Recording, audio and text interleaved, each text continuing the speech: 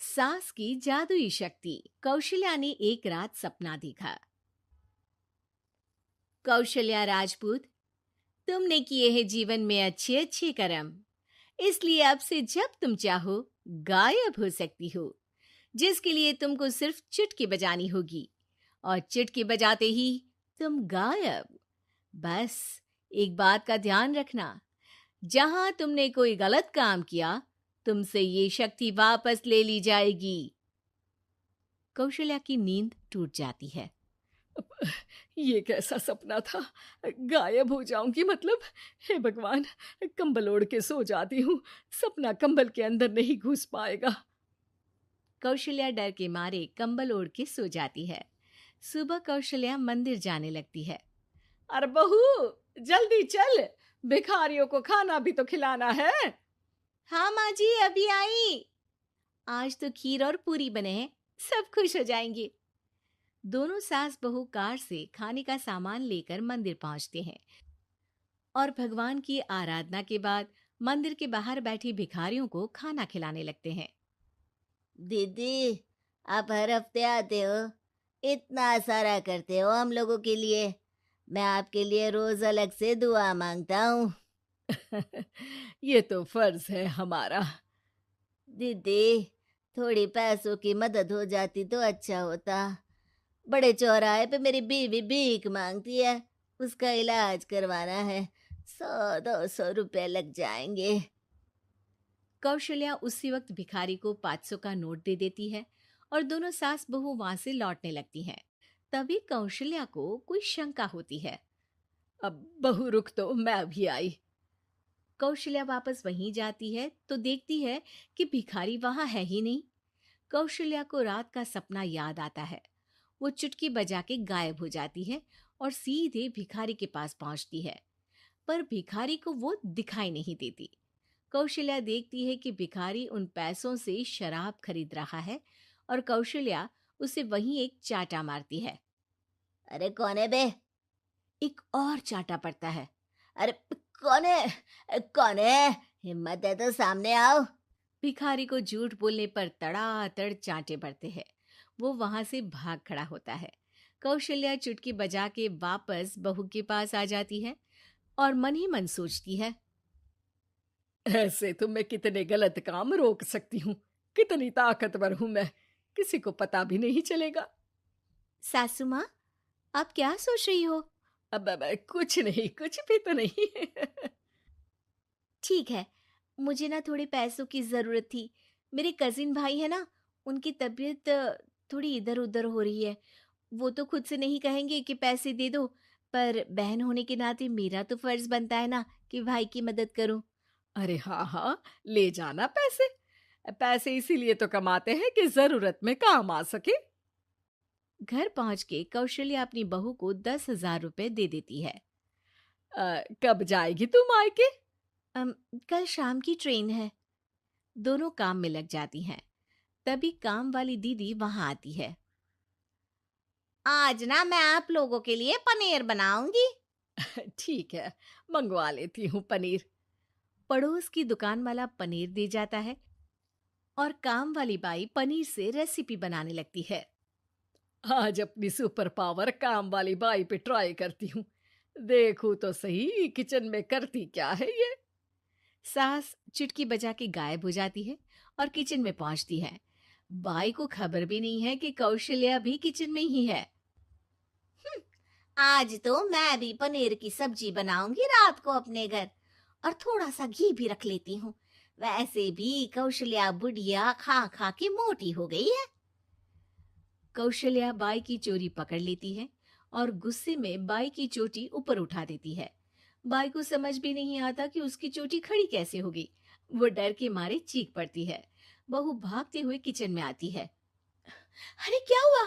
ये तुम्हारी चोटी खड़ी कैसे है? करंट लग गया है क्या?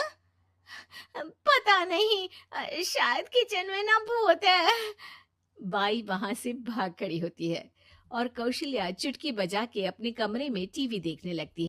बहू वहां जाती है। माँ जी, किचन में ना भूत है, बाई भाग गई।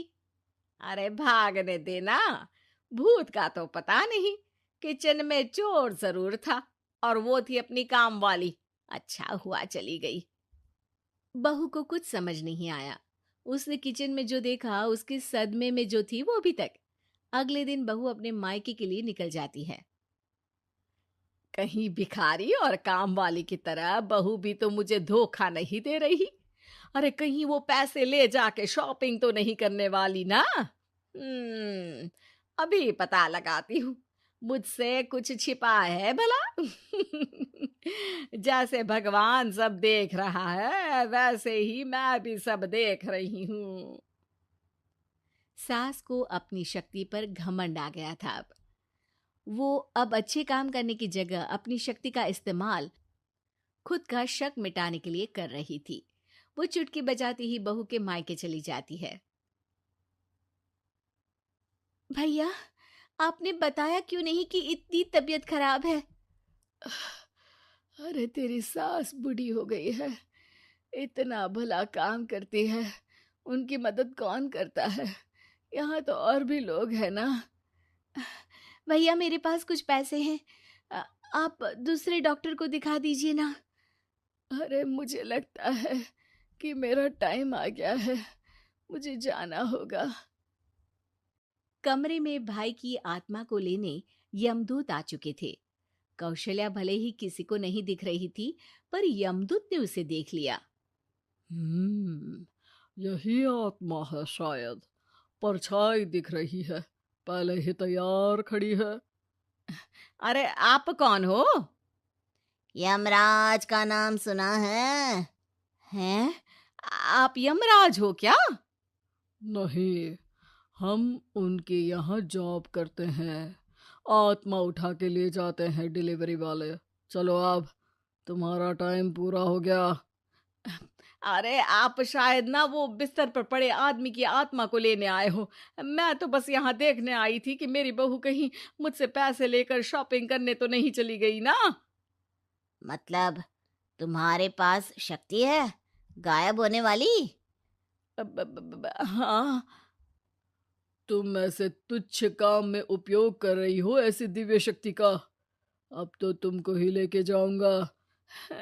अरे नहीं नहीं, कल मुझे किटी पार्टी में भी तो जाना है।